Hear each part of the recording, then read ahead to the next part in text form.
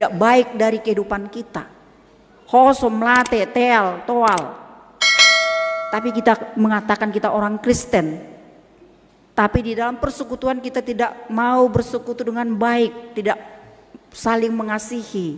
Itu apa artinya? Itu tidak akan ada artinya.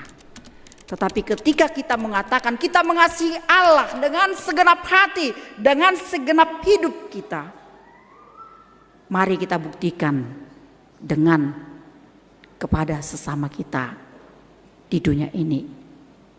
Ai didok pergeb suhala rohana di debata HP di donganna sadiri nabi nerengna dang holong rohana. Dia dendam ketika ada kesulitan, ketika ada pertentangan. Dia tidak mau rela berbaik hati. Itulah yang harus dihidupi oleh setiap orang Kristen yang telah mengaku percaya kepada Tuhan.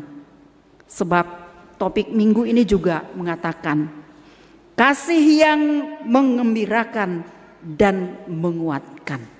Kasih yang menggembirakan dan menguatkan. Inilah yang harus kita hidupi di dalam kehidupan kita. Kenapa? Karena kasih Allah yang telah dibukti nyatakan melalui pengorbanan anaknya Tuhan Yesus Kristus. Dia tidak membalaskan akan kejahatan-kejahatan. Terpujilah namamu Bapa di surga atas kesempatan yang Kau berikan kepada kami Tuhan. Engkau kumpulkan kami di rumah-Mu yang kudus ini untuk mendengarkan sebagian daripada sabda-Mu. Inilah kami Tuhan yang telah siap untuk mendengar. Kiranya Roh Kudus-Mu senantiasa menguasai hati kami, sehingga firman-Mu yang akan kami dengar menjadi rema di dalam kehidupan kami. Inilah doa permohonan kami, kiranya Tuhan mendengar. Amin. Shalom. Terima kasih firman Tuhan yang akan menyapa kita pada minggu ini diambil dari kitab Filemon pasal 1 ayat 4 sampai dengan ayat 7. Filemon pasal 1 ayat 4 sampai dengan ayat 7. Demikianlah firman Tuhan. Aku mengucap syukur kepada Allahku setiap kali aku mengingat engkau di dalam doaku, karena aku mendengar tentang kasih-Mu kepada semua orang kudus dan tentang iman-Mu kepada Tuhan Yesus. Dan aku berdoa agar persekutuan-Mu di dalam iman turut mengerjakan pengetahuan akan yang baik di antara kita untuk Kristus. Dari kasih-Mu sudah kuperoleh kegembiraan besar dan kekuatan, sebab hati orang-orang kudus telah Kau hiburkan, saudaraku. Sampai di situ pembacaan firman Tuhan. Saudara-saudara yang kekasih di dalam nama Tuhan Yesus Kristus, firman yang telah kita dengarkan tadi itu adalah surat yang dikirim oleh Rasul Paulus kepada seorang yang bernama Filemon. Dia adalah seorang yang takut akan Tuhan dan dia sangat mengasihi Tuhan Yesus di dalam kehidupannya. Di dalam kehidupannya sebagai pengikut Tuhan dan sebagai hamba Tuhan, dia tidak hanya mengasihi Allah atau Yesus Kristus dengan kata-kata saja, tetapi bukti kasihnya kepada Tuhan Yesus dia bukti nyatakan di dalam setiap langkah hidupnya. Di dalam kehidupannya sehari-hari, dia melakukan apa yang diinginkan oleh Tuhan daripadanya. Dia adalah seorang yang kaya raya, tetapi seorang yang takut akan Tuhan. Segala pekerjaannya sebagai bukti tanda kasihnya kepada Tuhan, dia nyatakan, dia buktikan, dia lakukan dan dilakoni di dalam hidupnya. Buktinya tadi, Paulus, seorang hamba Tuhan, sedang dipenjara di kota Roma. Dia mendengarkan semua apa yang dilakukan Filemon. Pekerjaan yang baik, yaitu untuk menolong dan membantu orang-orang kudus, orang-orang yang telah percaya kepada Tuhan, termasuk jemaat dan hamba Tuhan. Filemon sangat mengasihi dan dia melakukan hal-hal yang baik. Dan dikatakan Paulus di sini, dia selalu bersyukur dan berterima kasih karena perbuatan baik seorang Filemon yang melayani di tengah-tengah kehidupannya kepada semua jemaat dan juga kepada orang-orang yang membutuhkan. Dikatakan Paulus, ada hubungan yang sangat baik antara Paulus dengan Filemon, di mana setiap dia berdoa kepada Tuhan, dia mengingat Filemon. Dia mendoakan Filemon di dalam doanya. Dikatakan tadi, aku mengucap syukur kepada Allahku setiap kali aku mengingat Engkau di dalam doaku. Ada hubungan yang intim di dalam kerohanian, di dalam kehidupan Paulus, karena ada kasih yang dibuktikan oleh Filemon di dalam kehidupannya. Dikatakan tadi di situ, karena aku mendengar tentang kasih-Mu kepada semua orang kudus dan tentang iman-Mu kepada Tuhan Yesus Kristus. Inilah alasan Paulus sehingga dia selalu bersukacita untuk mendoakan Filemon. Setiap dia berdoa, dia bersyukur kepada Tuhan. Dia mengucapkan terima kasih kepada Tuhan karena Filemon sebagai teman sekerja Paulus untuk memberitakan Injil, dia tetap melakukan hal-hal yang diinginkan, hal-hal yang baik, hal-hal yang diinginkan oleh Tuhan di dalam hidupnya, yaitu perbuatan pertolongan kepada orang-orang kudus. Jadi dia sebagai orang kaya, dia rendah hati dan dia tulus untuk menolong hamba-hamba Tuhan dan jemaat yang memerlukannya. Dan rumahnya dibuat sebagai tempat beribadah kepada Tuhan. Berkat yang diberikan oleh Tuhan, dia pakai untuk memuliakan Tuhan. Berkat yang diterima dari Tuhan itu bukan hanya untuk miliknya sendiri, tetapi dia mensyukuri itu melalui perbuatan baik, menolong orang-orang yang membutuhkan. Jadi kekayaan, anugerah, berkat yang diberikan oleh Tuhan, dia pakai untuk memuliakan nama Tuhan. Banyak mungkin di antara orang-orang di dunia ini, baik pun orang Kristen pada saat ini, kalau dia diberikan anugerah dan berkat, dia tidak mengerti mau kemana ini dilakukan atau diperbuat.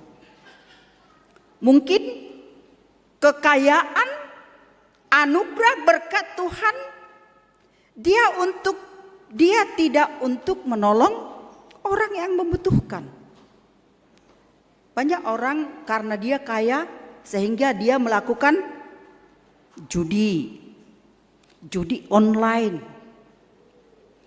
Ada berkat Tuhan diterima, dia pergi mabuk-mabuk.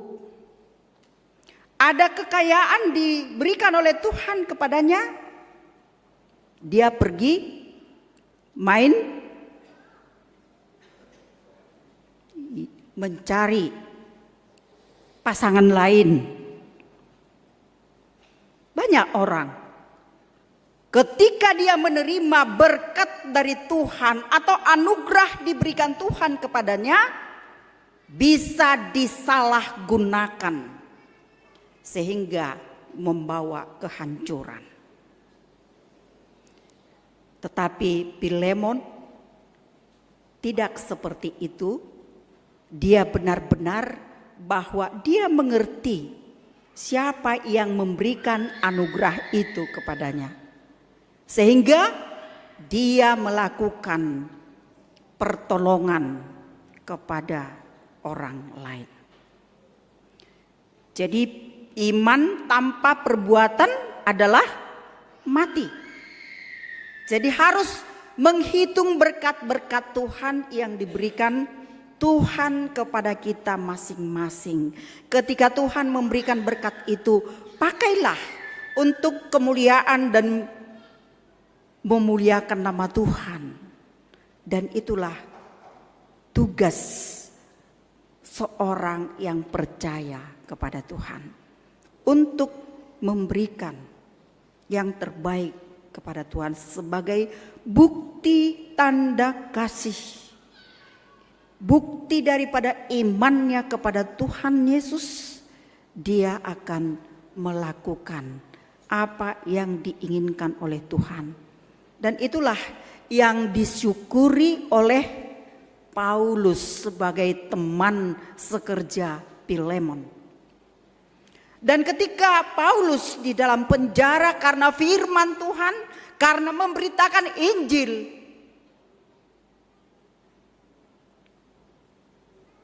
penguasa Roma tidak senang sehingga dia ditangkap dan dipenjarakan. Dan ketika itu hamba daripada Filemon mengambil harta Filemon, lalu dia dipenjarakan.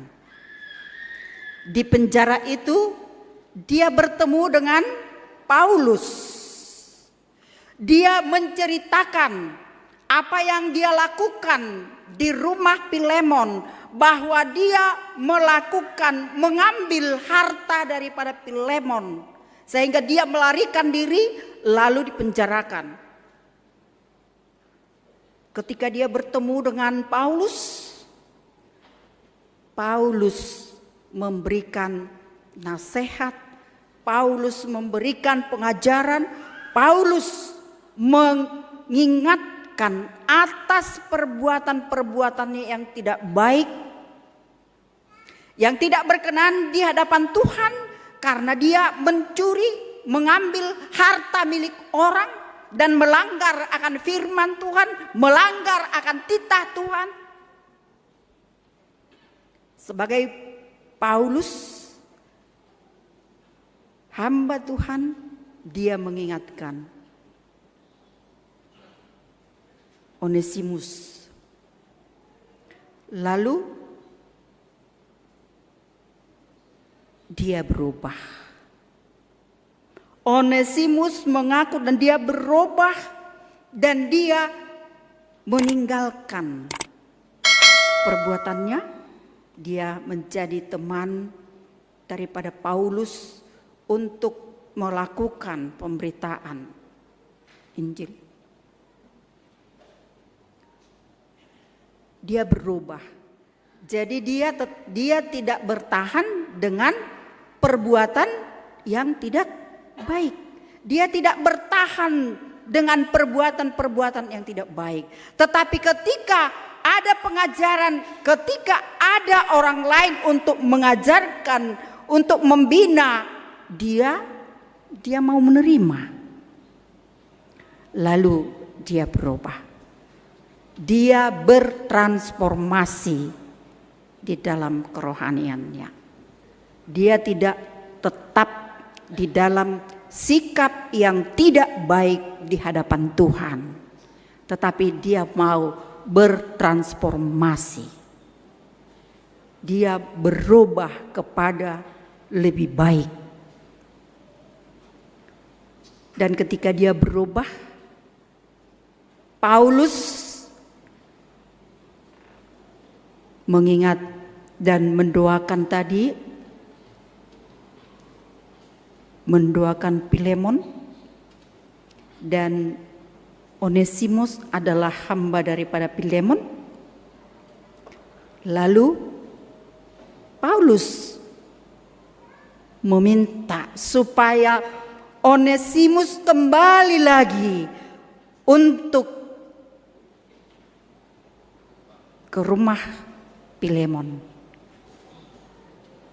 Seandainya Bapak Ibu ada umpamanya orang yang pernah mengambil harta atau milik kita, lalu kita bertemu kembali, bagaimana sikap kita Bapak Ibu? Mungkin kita dendam, mungkin kita kecewa. Kenapa? Karena perbuatannya yang tidak baik kepada kita. Kita sudah menolong tetapi dia tidak mengerti akan pertolongan kita, bahwa dia mengambil harta milik kita. Ada umpamanya pembantu kita di rumah, lalu kita sudah memberikan pekerjaan kepadanya untuk mendatangkan hasil kepada keluarganya, tetapi dia mengambil harta milik kita. Bagaimana sikap kita seperti itu Bapak Ibu? Mungkin kita sangat marah dan kecewa. Tapi di sini Filemon sebagai orang yang mengasihi Tuhan, dia tidak membalaskan yang jahat dengan yang jahat, tetapi dia melakukan yang baik. Dia melakukan yang baik kepada Onesimus, dan dikatakan di situ dia menerima kembali untuk di rumahnya tinggal. Inilah luar biasanya kalau orang yang telah merasakan anugerah Tuhan di dalam hidupnya, dia tidak akan pernah untuk membalaskan yang jahat dengan yang jahat. Tetapi orang yang tidak mengenal akan kasih Kristus yang telah diterimanya di dalam hidupnya, pasti dia akan membalaskannya. Inilah contoh panutan sebagai orang Kristen, sebagai orang percaya kepada Tuhan Yesus Kristus. Filemon, dia benar-benar melakukan apa yang diinginkan oleh Tuhan. Pengajaran-pengajaran tentang firman Tuhan selalu dilakoninya di dalam kehidupannya. Itu sebabnya dikatakan tadi, dan aku berdoa agar persekutuanmu di dalam imanmu turut mengerjakan pengetahuan akan yang baik di antara kita untuk Kristus. Dan aku berdoa agar persekutuanmu di dalam imanmu turut mengerjakan pengetahuan akan yang baik. Inilah yang dihidupi oleh Filemon di dalam hidupnya. Jadi dia seorang yang kaya, orang yang sangat rendah hati, orang yang sangat mengasihi Tuhan di dalam hidupnya. Dan tidak hanya mengasihi Tuhan, tetapi juga mengasihi sesamanya. Jadi kasih vertikal dan kasih horizontal itu yang dihidupi oleh Filemon di dalam hidupnya. Dia melakukan apa yang diinginkan, pekerjaan-pekerjaan yang diinginkan oleh Tuhan di dalam hidupnya dilakoninya di sepanjang hidupnya. Dan dia selalu menolong, membantu orang-orang yang membutuhkan. Jadi ketika Filemon bertemu dengan jemaat, dia sangat menghidupkan suasana. Jemaat sangat menerima dan sangat menunjukkan kasih kepada sesama manusia. Pekerjaan yang baik itulah yang dibukti nyatakan oleh setiap orang yang percaya kepada Tuhan Yesus Kristus. Jadi tidak hanya dikatakan aku mengasihimu, tetapi tidak pernah apa yang diperbuat. Kalau kita mengatakan aku mengasihimu, harus ada bukti nyata. Harus ada bukti nyata. Itu, aku mengasihinya, dia di dalam duka, dia di dalam kecelakaan. Tetapi kita tidak menolong dan kita tidak membantu. Itu tidak ada artinya. Tetapi kalau kita katakan aku mengasihinya, harus ada bukti nyata. Itulah yang dihidupi oleh seorang Filemon, teman sekerja, sebagai orang yang takut akan Tuhan dan sangat mengasihi Allah di dalam hidupnya, sehingga Paulus selalu berdoa untuk kekuatan iman daripada Filemon supaya tetap berjalan dengan baik, supaya pekerjaannya tetap lebih baik dan lebih baik lagi, dari hari semakin lebih baik. Itulah tugas tanggung jawab sebagai orang yang percaya kepada Tuhan. Demikian juga kepada kita, saudara-saudara yang kekasih di dalam nama Tuhan Yesus Kristus. Inilah perlunya kita untuk mendengarkan firman Tuhan, supaya kita tetap dituntun, diajari, dan dinasehati. Dan ketika mau berubah, kita akan beruntung dan kita akan beroleh keselamatan dan kehidupan. Tetapi ketika kita tidak mau berubah, tetap bercokol akan pikiran kita, pengetahuan kita, kita tidak mau meninggalkan hal-hal yang tidak baik dari kehidupan kita. Hosom late teal toal. Tapi kita mengatakan kita orang Kristen. Tapi di dalam persekutuan kita tidak mau bersekutu dengan baik, tidak saling mengasihi. Itu apa artinya? Itu tidak akan ada artinya. Tetapi ketika kita mengatakan kita mengasihi Allah dengan segenap hati, dengan segenap hidup kita, mari kita buktikan dengan kepada sesama kita di dunia ini. Ai didok pergebs duhalak, didok holong rohana di debata, HP didongan nasa diri nabi nerengna, dang holong rohana. Dia dendam ketika ada kesulitan, ketika ada pertentangan. Dia tidak mau rela berbaik hati. Dia tidak mau menerima salam damai sejahtera yang dari temannya. Alanyaha, alai sedingot-ingot akan nahurang di bagasan rohana. Alai Filemon menjadi contoh panutan pada hari ini. Dia seorang kaya, dia seorang yang takut akan Tuhan. Ketika ada kesalahan orang lain kepadanya, dia tidak membalaskan, tetapi dia mengasihi. Itulah yang harus dihidupi oleh setiap orang Kristen yang telah mengaku percaya kepada Tuhan. Sebab topik minggu ini juga mengatakan kasih yang menggembirakan dan menguatkan. Kasih yang menggembirakan dan menguatkan. Inilah yang harus kita hidupi di dalam kehidupan kita. Kenapa? Karena kasih Allah yang telah dibukti nyatakan melalui pengorbanan anaknya Tuhan Yesus Kristus. Dia tidak membalaskan akan kejahatan-kejahatan kita. Tetapi Tuhan Yesus rela berkorban untuk menyelamatkan kita. Dia membuktikan kasih-Nya. Kita juga mari sebagai pengikut Kristus, sebagai orang yang telah diselamatkan oleh Tuhan, sebagai orang yang telah menerima berkat-berkat anugerah Tuhan di dalam kehidupan kita, mari kita lakukan hal-hal yang baik untuk saling menolong, saling menopang, saling menguatkan di dalam kehidupan kita, sehingga kita menjadi anak-anak terkasih di hadapan Tuhan. Kiranya Tuhan Yesus memberkati kita. Amin. Mari kita berdoa. Ya Tuhan Allah Bapa di surga, terima kasih Tuhan atas sapaan firman-Mu kepada kami. Untuk kami senantiasa bersyukur di dalam kehidupan kami Tuhan.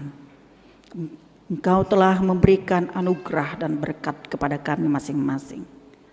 Mungkin berbeda-beda berkat-berkat anugerah yang kami terima masing-masing. Tetapi kami harus tetap mensyukurinya kepada-Mu ya Allah Bapa di surga. Itu adalah titipan-Mu, itu adalah anugerah-Mu, sehingga kami harus menjadi Filemon-Filemon masa kini yang mau menolong, mau membantu, dan mau mengasihi sesama di dalam kehidupan kami. Kami harus saling menguatkan. Itulah tuntunan firman-Mu kepada kami pada hari ini Tuhan. Kuatkan kami sebagai orang yang telah Kau selamatkan dan Kau berikan anugerah. Ajar kami untuk memberikan dan memakai anugerah dan berkat yang Kau berikan kepada kami di dalam kehidupan kami di dunia ini. Sehingga apa yang kami lakukan menjadi dupa yang harum dan kemuliaan bagi nama-Mu. Sukacita buat sesama kami. Ajari kami Tuhan, sertai kami dengan tuntunan Roh Kudus-Mu sehingga kami mampu untuk melakukannya. Tuhan, kami berdoa buat jemaat-Mu yang dalam keadaan sakit saat ini dan mereka tidak dapat hadir untuk beribadah pada hari ini Tuhan. Hamba-Mu berdoa buat mereka. Berkatilah mereka Tuhan, berikan kesehatan dan kesembuhan. Sehingga mereka pada hari yang akan datang dapat bersekutu dan dapat merasakan betapa besarnya kasih-Mu menyertai mereka. Dan kami juga berdoa buat jemaat-Mu yang dalam berduka saat ini. Engkaulah memberikan penghiburan kepada keluarga-keluarga yang berduka. Berikan pengharapan yang hidup sehingga mereka tetap berharap dan kami akan bertemu kembali pada kedatangan-Mu kelak. Kuatkan iman seluruh jemaat yang dalam berduka saat ini. Biarlah Roh Kudus-Mu senantiasa menguatkan mereka. Dan kami juga berdoa buat anak lahir. Berkatilah mereka Tuhan di dalam tumbuh kembangnya, di dalam didikan orang tuanya. Sehingga mereka menjadi anak yang baik dan takut akan Tuhan. Dan kami juga berdoa buat seluruh jemaat-Mu. Biarlah Tuhan senantiasa memberkati jemaat-Mu dimanapun mereka berada dan juga jemaat yang berkumpul saat ini. Kami juga berdoa ya Tuhan buat kegiatan-kegiatan yang akan dilaksanakan di gereja HKBP Taman Mini. Biarlah Engkau Tuhan yang menuntun kami, sehingga kami semakin taat untuk mengikuti semua acara demi acara yang diadakan di gereja HKBP Taman Mini ini. Kami juga berdoa ya Tuhan buat hamba-Mu yang bertambah hari ini 3 orang telah menerima tahbisan penatua. Kuatkan mereka Tuhan menjadi hamba yang baik, yang mengayomi jemaat-Nya, dan mereka takut akan Tuhan. Jadikan mereka ya Tuhan menjadi saluran berkat di tengah-tengah gereja-Mu ini. Tuhan, ampuni kami Tuhan dari segala kesalahan dan kekurangan kami, sehingga kami tetap menerima berkat-Mu. Inilah doa permohonan kami ya Bapa, kiranya Engkau mendengarkan doa permohonan kami ini. Hanya di dalam nama anak-Mu Tuhan Yesus Kristus kami berdoa dan mengucap syukur.